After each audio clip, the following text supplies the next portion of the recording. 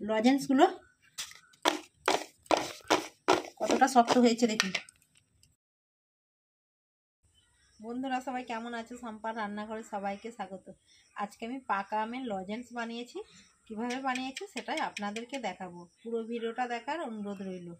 যে সকল বন্ধুরা আমার চ্যানেলে নতুন ভিডিও দেখছেন অবশ্যই সাবস্ক্রাইব করে আমার পাশে থাকবেন। 1 কাপ চিনি মিক্সিতে দিয়ে চিনিটাকে প্রথমে গুঁড়ো করে নিচ্ছি। 1 কাপ চিনি গুঁড়ো করে নিয়েছি, এবার গুঁড়ো দিয়ে দিচ্ছি। একটা আম, গোটা আম আমি পেস্ট করে নিয়েছি, 1 কাপ দিয়ে দিচ্ছি। এবার আমি ভালো করে চিনিটা আর আমটাকে ভালো করে পাক করে নিচ্ছি। স্বাদ মতো অল্প একটু নুন দিয়ে দিচ্ছি, আপনারা চাইলে দিতেও পারেন বা নাও পারেন। দেখুন বন্ধুরা,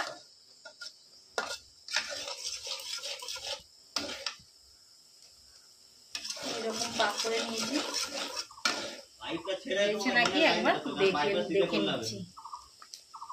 হয়নি, আর একটু পাক করতে হবে, আর একটু ঘন করে নিতে হবে। 2টো ছোট এলাচ ফাটিয়ে দানাগুলো দিয়ে দিচ্ছি। লজেন্সের একটু সুগন্ধ আছে, তার জন্য আমি এলাচ দিয়েছি, এলাচের দানাটা দিয়েছি। আপনারা চাইলে নাও দিতে পারেন। এবারে আমের জেলি তৈরি হয়ে গেছে। এবার আমি লজেন্সের ছাপটা দিয়ে নেব। খুব গরম, হাত দেওয়া যায়নি। এইভাবে নেড়ে নেড়ে ঠান্ডা করে নেব। দেখুন বন্ধুরা, এবার ঠান্ডা হয়ে গেছে। এবার আমি লজেন্সের শেপটা দিয়ে নিচ্ছি। আমি হাতে একটু সাদা তেল বুলিয়ে নিয়েছি। এবার এর মধ্যে একটু তেল বুলিয়ে দিয়েছি। এরকম একটা ছাপ নিয়েছি, গোল করে নিয়েছি, এর মধ্যে দিয়ে দিচ্ছি।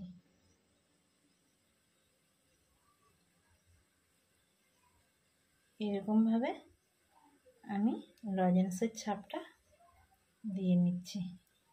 লজেন্সগুলো আমি তৈরি করে নিয়েছি। এবার করে রেখেছিলাম চিনিগুলোর মধ্যে মিশিয়ে দেব। এইগুলো মিশিয়ে নিয়েছি। এইভাবে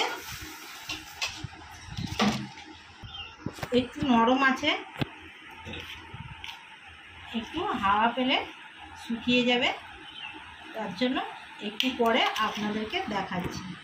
5 মিনিট সময় পরে আপনাদেরকে দেখাচ্ছি। বাটি থেকে আমি লজেন্সগুলো ঢেলে দেখাচ্ছি কতটা শক্ত হয়েছে দেখুন।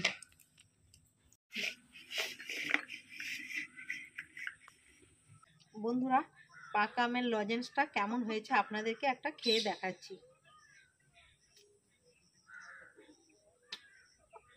বন্ধুরা, পাকা আমের লজেন্সটা খুব সুন্দর হয়েছে এবং খেতেও দারুণ লাগছে। একটু এলাচের গুঁড়ো দিয়েছিলাম, তাই ভেতরটা একটু এলাচ গন্ধ হয়েছে এবং নোনতাও লেগেছে। নুন দিয়েছিলাম হালকা করে। আপনারাও বাড়িতে এই লজেন্সটা একবার হলেও বানাবেন। আমার ভিডিও যদি আপনাদের ভালো লেগে থাকে বেশি বেশি করে লাইক, কমেন্ট এবং সাবস্ক্রাইব করে আমার পাশে থাকবেন।